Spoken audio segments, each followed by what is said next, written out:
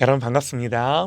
오늘 같이 보실 하나님의 말씀은 민수기 26장 1절에서 4절입니다.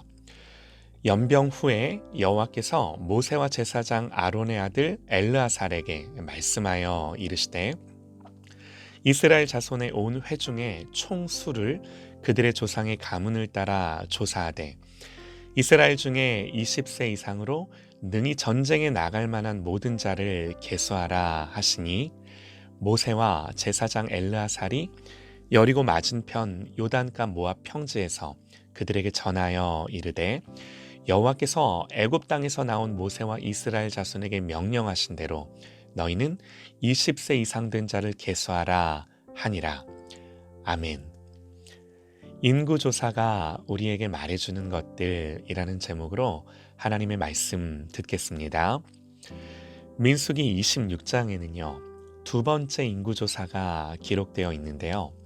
이제 본격적으로 세대 교체가 이루어진 거예요. 출애굽 첫 세대는 모두 다 광야에서 죽었고 이제 가나안에 들어가게 될 2세대의 이야기가 진짜 시작이 된 겁니다. 민수기 1장에서 이미 한 차례 인구조사가 있었죠. 그때나 지금이나 인구조사의 목적은 분명합니다. 20세 이상으로 전쟁에 나갈 만한 자를 계수하는 거죠. 이는 이스라엘의 정체성이 무엇인지를 보여주는 거예요. 앞으로 이들이 뭘 해야 되는지를 가르쳐 주는 거예요. 이들은 하나님이 주실 땅을 정복하는 하나님의 군대로서 부름 받은 거죠. 그리고 또 하나의 목적이 있는데요. 53절로 내려가 보면요. 이 명수대로 땅을 나눠주어 기업을 삼게 하라 그럽니다. 땅을 분배하기 위함이에요. 그래서 두 번째 인구조사에서는 각 지파의 종족의 이름을 거론하며 더 자세히 기록을 하는 겁니다. 땅 분배에는 원칙이 있었습니다. 인구가 많은 지파에게 더 넓은 땅이 주어지는 거죠. 자, 이렇듯 하나님은 이스라엘 군대의 수를 점검하게 하고요. 가나안 땅을 정복할 준비를 하게 합니다. 말씀을 읽어보셔요. 그러면 어느 지파 몇 명, 어느 지파 몇 명 하는 말씀들이 쭉 기록되어 있어요. 여러분 보세요. 우리가 이 말씀들 속에서 하나님의 마음을 어떻게 알 수가 있겠습니까? 솔직히 좀 난감하지 않나요?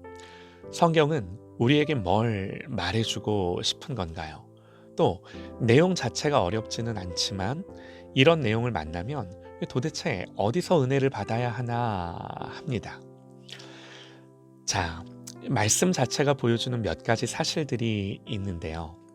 이 인구조사를 보면 처음 인구조사에서는 이스라엘은 60만 3,550명이었는데 이번 두 번째 인구조사에서는 60만 1,730명이었습니다. 조금 줄었죠. 그런데 최근에 바알부올 사건 때문에 연병으로 죽은 사람들이 2만 4천 명인 것을 감안하면 사실은 늘었었죠. 이 인구조사 자체가 오늘 말씀을 보면요. 이 전염병이 끝난 직후였음을 알 수 있는데요. 연병 후에 여호와께서 모세와 제사장 아론의 아들 엘르아살에게 말씀하여 이르시되 이스라엘 자손의 온 회중의 총수를 그들의 조상의 가문을 따라 조사하되 그럽니다. 이 단순 비교에서만 보더라도 알 수 있는 사실이 뭔가요? 분명히 광야를 지나왔어요. 먹을 것이 없고 물이 없는 척박한 땅을 40년을 살았어요. 아실 겁니다. 그때마다 이들이 죽겠다. 애굽에는 매장지가 없어 우리와 우리 처자들을 다 이 광야에서 죽게 하냐고 아우성이었어요. 그런데 여러분 결과를 보세요. 그들의 말대로 굶어 죽고 길에서 쓰러져 죽고 약해져서 죽고 다들 죽어갔나요? 아니요, 전혀요. 여전히 이스라엘은 강성합니다. 하나님 아브라함에게 말씀하셨어요.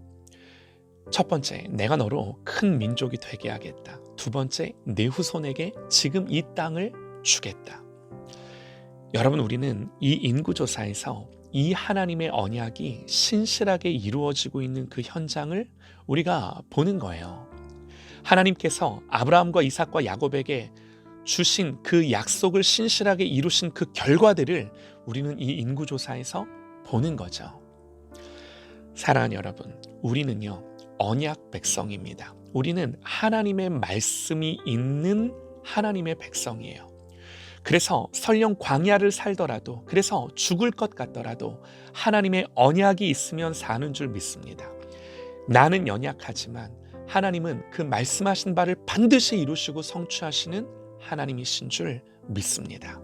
그러므로 여러분, 우리는요, 그 언약의 말씀을 붙들고 사는 거예요. 보이는 것, 들리는 것으로 사는 것이 아니고, 내 감정, 내 판단을 따라 사는 것이 아니고, 오직 하나님의 말씀을 믿고 마음과 생각을 지키며 사는 인생인 줄 믿습니다. 아멘입니다.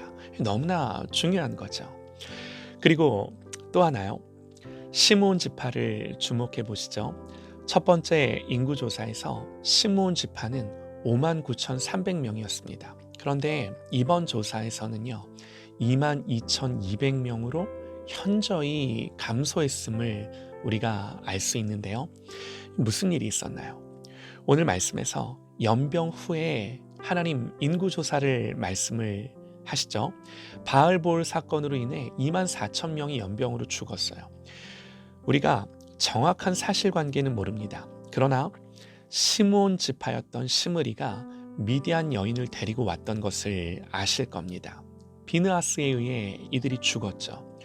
추측하건대 시므온 지파의 이 현저한 인구 감소는 아마 연병으로 죽은 24,000명의 대다수가 이 시므리가 속한 시므온 지파였을 것이라고 우리가 짐작해 볼 수 있는 거죠. 정확한 건 아닙니다. 그러나 성경의 정황상 일리가 있는 추론인 거예요. 사랑하는 여러분, 우리가 여기서 알 수 있는 게 뭐예요?